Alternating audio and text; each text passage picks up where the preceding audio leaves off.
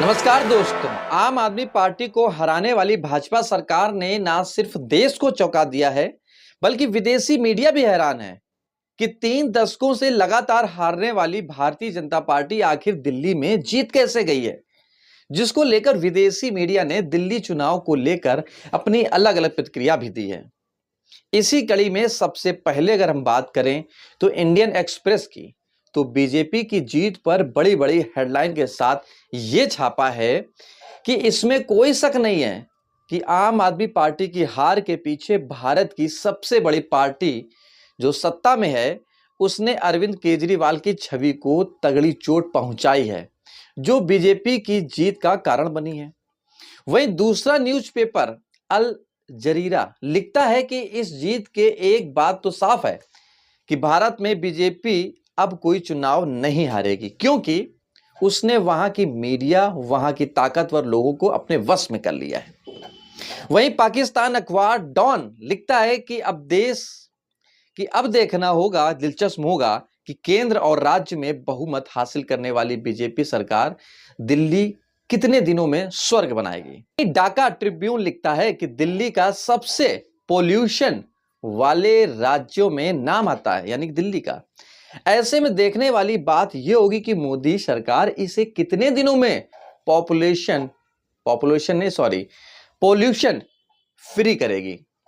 वहीं front line newspaper लिखता है कि पंजाब में आम आदमी पार्टी के अधूरे वादों ने केजरीवाल की छवि को खराब किया है, जिसका खामियाजा उन्हें हार कर चुकाना पड़ा है।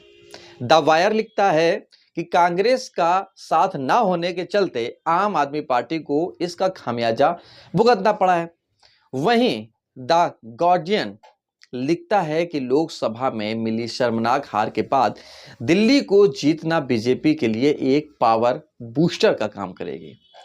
द इकोनॉमिक्स टाइम लिखता है कि दिल्ली में अरविंद केजरीवाल को हारने के बाद बीजेपी का मीडिया सेल ने मीम्स बौछार कर दी है।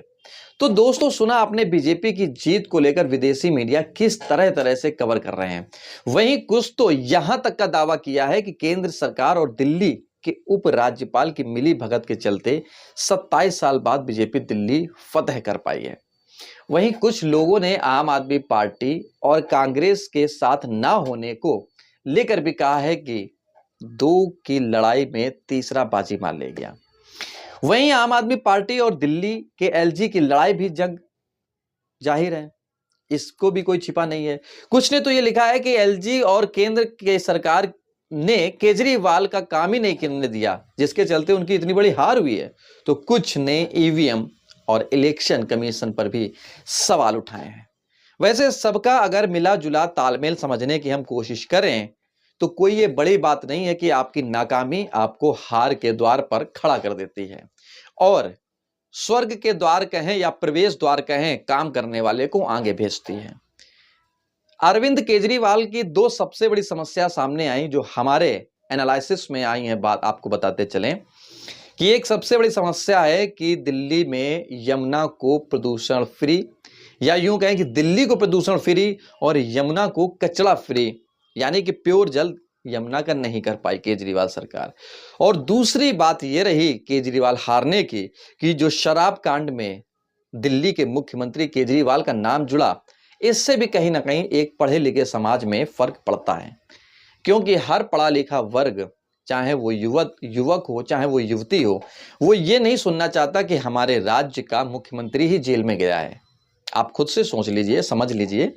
और जिसका मुख्यमंत्री जेल में रहा हो, वो भी शराब जैसे कांड में, तो कहीं ना कहीं दाग आपकी छवि पर पड़ता है और वोटरों में भी ये बात चहल करती है और वोटर उसी धुन में भागते हैं कि जिस धुन में लहर चल रही होती है, और लहर भारत में बीजेपी की है। इससे ये बात किसी से छिपी नहीं है। आपको क्या लगता है कि क्या अरविंद केजरीवाल के और भी कारण हो सकते हैं हारने के? तो आप कमेंट बॉक्स में लिखें, हम उन कमेंट को समझेंगे, बारीकी से एनालिसिस करेंगे कि क्या आपकी बात में कितनी दम है या नहीं है, फिर भी हम बताने की कोशिश करेंगे। नमस्कार, इस वीडियो में इतना ही। वीडियो पसंद आया हो तो वीडियो को लाइक, कमेंट, शेयर करें, ताकि अरविंद केजरीवाल की हार क्यों हुई ये बात सबको पता चल सके।